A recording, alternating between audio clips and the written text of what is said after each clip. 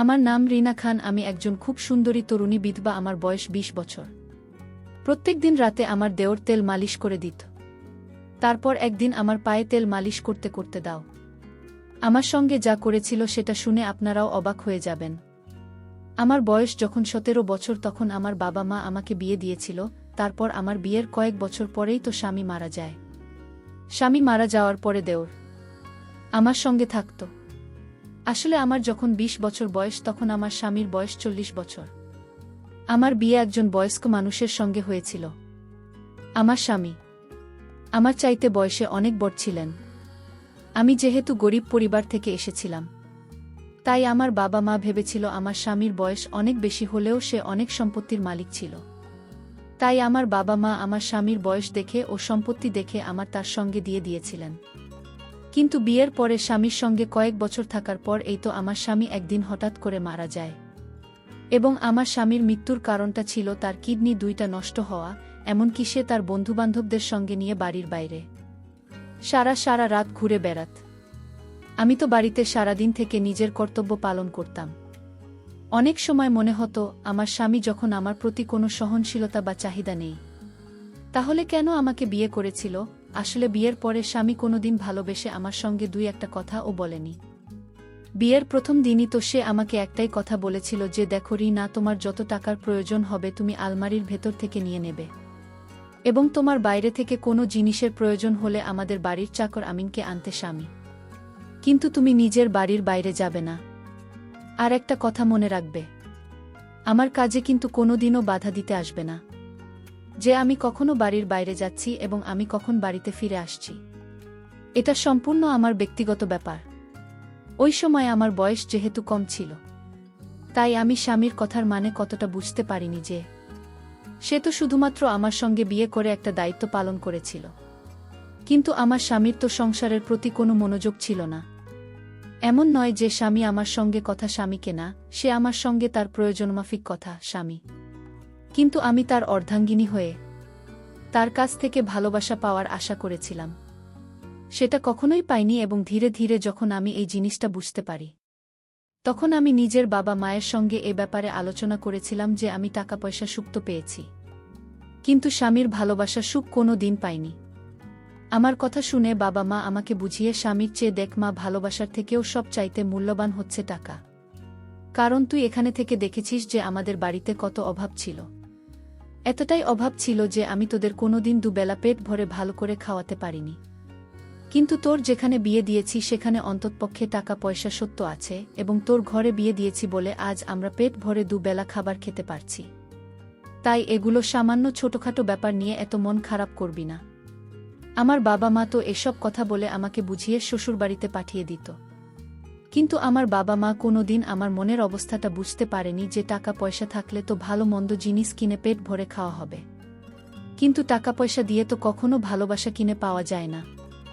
আসলে আমার স্বামী আমাদের বিয়ের পরে কিন্তু আমার গরিব বাবা মাকে প্রতি মাসে টাকা পয়সা দিয়ে সাহায্য করত, এবং এটার জন্য আমি খুব খুশি ছিলাম যে আমার স্বামী অন্ততপক্ষে আমার গরিব বাবা মায়ের ব্যাপারে তো এতটা ভাবে। কিন্তু আমার স্বামী আমার প্রতি যত্নশীল বা দায়িত্বশীল কখনোই ছিল না। এইভাবেই আমার জীবনটা চলছিল। আমি ঘরে থেকে আমার দায়িত্ব পালন করতাম, আর আমার স্বামী প্রত্যেক দিন নিজের বন্ধুবান্ধবদের সঙ্গে আড্ডা দিত। এইভাবে কয়েকটা বছর কেটে যাওয়ার পরে যখন আমার স্বামী হঠাৎ করে মারা যায়, তখন আমি কিন্তু সম্পূর্ণভাবে একা হয়ে পড়ি, এবং আমাকে ওই অবস্থায় দেখে আমার দেওর আর বিদেশে যায়নি। আসলে আমার দেওর ছোট থেকেই বাইরে পড়াশোনা করত, কারণ আমার স্বামী খুব ভালো করেই জানেন যে তার ভাই যদি তার কাছে থাকে তাহলে সেও কিন্তু তার মতোই হয়ে যাবে। তাই আমার বোন নিজের ভাইয়ের ভালো ভবিষ্যতের কথা ভেবে তাকে বাইরে রেখেছিল। আর আমার শ্বশুর শাশুড়ি তো অনেক আগেই মারা গিয়েছিল। এদিকে আমার দেওরের বয়স ১৫ বছর হলেও তাকে দেখে তো মনে হতো না যে সে একজন ১৫ বছরের ছেলে। স্বামী মারা যাওয়ার পরে আমি অনেক বেশি খামখেয়ালি হয়ে পড়েছিলাম। আমার তো কারো সঙ্গে কথা স্বামীকেও ভাল লাগত না। যতই হোক না কেন, একটা বিধবা মহিলা, একটা মহিলার মধ্যে অনেকটা পার্থক্য রয়েছে।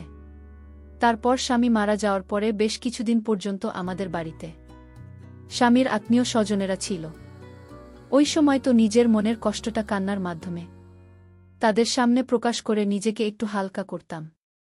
কিন্তু আমাদের বাড়ি থেকে আত্মীয় স্বজনদের চলে যাওয়ার পরে আমি আরও বেশি ভেঙে পড়েছিলাম। তখন অত বড় বাড়িটা দেখে মনে হতো এ বাড়িটা যেন আমাকে খেতে আসছে। আমার স্বামী আমাকে ভালো না বাসলেও তার সঙ্গে থাকার একটা অভ্যাস পরিণত হয়েছিল আমার।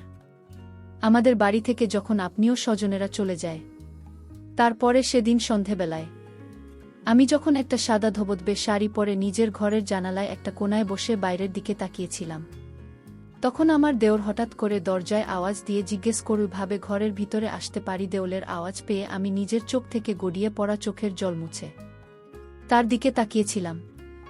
হ্যাঁ, ভেতরে আসতে পারো। আমার ঘরের ভেতরে এসে আমার ঘাটে বসো।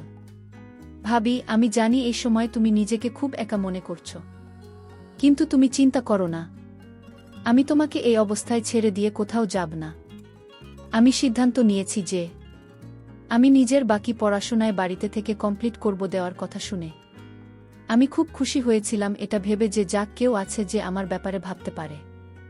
এমনকি প্রত্যেক দিন সকালে আমার ঘুম থেকে ওঠার আগেই দেওর আমার ঘরে আসত আমাকে দেখার জন্য যে আমি ঠিক আছি কিনা। এমনকি সে মাঝে মধ্যে আমার জন্য সকাল সকাল চা করে নিয়ে আসত। এমনকি সে যখন ফ্রি থাকত তখন আমার সঙ্গে বসে ঘন্টার পর ঘন্টা গল্প করত, আমাকে হাসানোর চেষ্টা করত।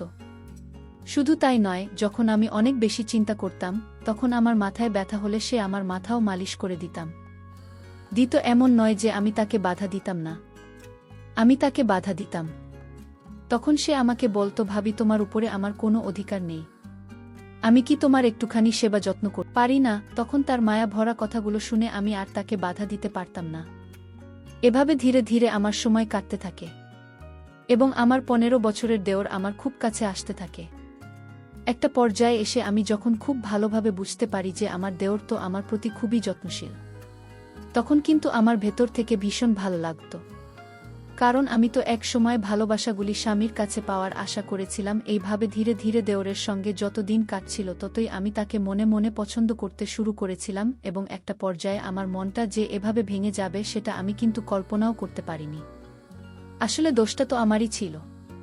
আমি একটিবারও এটা ভেবে দেখিনি যে ওর তো আমার চাইতে বয়সে ছোট ছিল, কিন্তু আমি তো তার থেকে বড় ছিলাম। তাহলে আমি কি করে এত ভুল কাজ করতে পেরেছিলাম? দেওর আমার প্রতি ভালোবাসা, শ্রদ্ধা ও যত্ন, এটা কি অন্যরকম ভালোবাসা ছিল, নাকি সে আমাকে সত্যিই তার দাদার বিধবা মনে করে আমার খেয়াল রাখত? আমি তো সেটাই বুঝতে পারিনি যে ও যখন আমার খাওয়া দাওয়া থেকে শুরু করে আমার শরীরের খেয়াল রাখা পর্যন্ত যত্ন করত, তখন তো আমি তাকে অন্যরকমভাবে দেখতে শুরু করেছিলাম এবং তার প্রতি আমার মনের আশা আরও বেশি বাড়তে থাকে। স্বামী মারা যাওয়ার পরে দুশ্চিন্তার কারণে আমাকে প্রত্যেক দিন ওষুধ খেতে হতো এবং সে ওষুধটাও আমার দেওর আমাকে হাতে ধরে খাইয়ে দিত। আর প্রতিটা মুহূর্তে আমাকে, স্বামী, ভাবি, তুমি নিজের শরীরের খেয়াল রাখো, তুমি যদি ঠিকঠাকভাবে খাওয়া দাওয়া না করবে তাহলে তোমার শরীরটা আরও বেশি ভেঙে পড়বে। এবং দাদাকে তো আমি হারিয়ে ফেলেছি, তাই আমি তোমাকে কোনোমতে হারাতে চাই না। দেওয়ালের মুখ থেকে এত ভালো ভালো কথা শুনে আমি তো তাকে অন্য কিছুই ভাবতে শুরু করেছিলাম এবং ধীরে ধীরে ওকে দেখে আমার মনের মধ্যে যে অনুভূতিটা হতো সেটা তো ভালোবাসার দিকে গড়িয়ে যাচ্ছিল। ধীরে ধীরে আমি তাকে ভালোবাসতে শুরু করেছিলাম। এমনকি এইভাবে প্রায় 3-4 মাস কেটে যাওয়ার পরে আমি নিজেকে আমার 15 বছরের জন্য আবার নতুন করে সাজাতে শুরু করেছিলাম। আসলে আমার স্বামী তো আগে কোনোদিন আমার প্রতি এতটা ভালোবাসা ও যত্ন শ্রদ্ধা দেখায়নি, তাই দেওরের কাছে এত বেশি যত্ন পেয়ে আমি তাকে মনে মনে অনেক বেশি ভালোবাসতে শুরু করে দিয়েছিলাম।